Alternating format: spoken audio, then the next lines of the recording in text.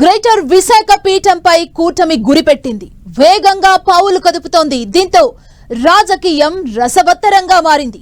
మేయర్పై అవిశ్వాసం పెట్టేందుకు కూటమి కార్పొరేటర్లు రెడీ అవుతున్నారు. ఇలాంటి పరిస్థితుల్లో కీలక పరిణామం చోటు చేసుకుంది. అయితే అటు వైసీపీ కూడా ధీటుగా బదిలిస్తోంది. మేయర్ పీఠాన్ని నిలబెట్టుకుంటామని చెబుతోంది. పార్టీ కార్పొరేటర్లతో సమావేశాలు నిర్వహిస్తోంది. అసలు గ్రేటర్ విశాఖలో ఏం జరుగుతోంది, ఇకపై ఏం జరగబోతోంది? గ్రేటర్ విశాఖ రాజకీయం ఆసక్తి రేపుతోంది. మేయర్ పీఠం లక్ష్యంగా కూటమి పార్టీలు పావులు కదుపుతున్న వేళ పలువురు వైసీపీ కార్పొరేటర్లు టీడీపీలో చేరేందుకు రెడీ అవుతున్నారు. చల్లా సునీత, గేదెల లావణ్య, కెల్ల సునీత, భూపతిరాజు సుజాత, ముర్రా వాణితో పాటు మరో నలుగురు సైకిల్ పార్టీలో చేరేందుకు రెడీ అయినట్లు తెలుస్తోంది. దీంతో జీవీఎంసీలో కూటమి బలం మరింత పెరగనుంది. నిజానికి కూటమి అధికారంలోకి రాగానే మేయర్ హరివెంకట కుమారికి పదవి గండం తప్పదనే ప్రచారం జరిగింది. అయితే సవరించిన మున్సిపల్ చట్టం ప్రకారం అవిశ్వాస తీర్మానం పెట్టాలంటే కనీసం 4 ఏళ్ల గడువు పూర్తి కావాలి. ఇప్పుడు ఆ టైం వచ్చింది. మార్చి 18తో ముగిసింది. దీంతో కూటమి పార్టీలు ప్లాన్ ఆఫ్ యాక్షన్ మొదలుపెట్టినట్లు తెలుస్తోంది.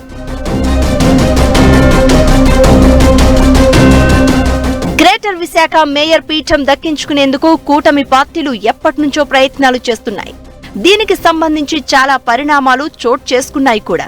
అయితే సంఖ్యాబలం తక్కువగా ఉండడంతో పాటు బీసీ మహిళలను మధ్యలో పదవి నుంచి దించేస్తే ఎదురయ్యే పరిస్థితులపై కూటమి పార్టీలు ఆలోచించినట్లు కనిపించాయి. కారణం ఏదైనా ఇన్ని రోజులు పీఠం దక్కించుకునే ప్రాసెస్ లేట్ అయింది.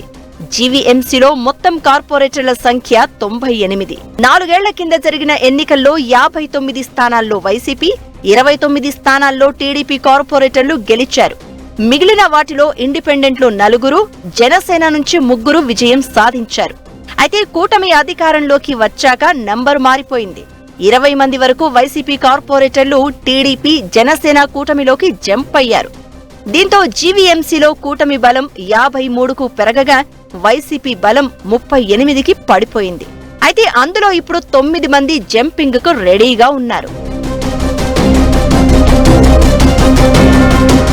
ప్రస్తుతం మేయర్ గా ఉన్న హరివెంకట కుమారిపై అవిశ్వాస తీర్మానం ప్రవేశపెట్టాలంటే నిబంధనల ప్రకారం కూటమికి 64 మంది కార్పొరేటర్లు అవసరం. అయితే ప్రస్తుతం కూటమికి 53 మంది కార్పొరేటర్లు ఉన్నారు. ఈ లెక్కన మరో 11 మంది కావాలి. దీంతో వైసీపీ అలర్ట్ అయింది. కార్పొరేటర్లను కాపాడుకునే ప్రయత్నం చేస్తోంది. వరుస సమావేశాలు నిర్వహిస్తోంది. ఈ బాధ్యతను అమర్నాథ్, కన్నబాబుకు అప్పగించింది. అయినా సరే వలసలు ఆగడం లేదు. దీంతో గ్రేటర్ మేయర్ పీఠం దక్కించుకోవడం కూటమికి పెద్ద ఇబ్బంది కాకపోవచ్చనే అభిప్రాయాలు వినిపిస్తున్నాయి. అయితే వైసీపీ అంతే కాన్ఫిడెంట్ గా కనిపించింది.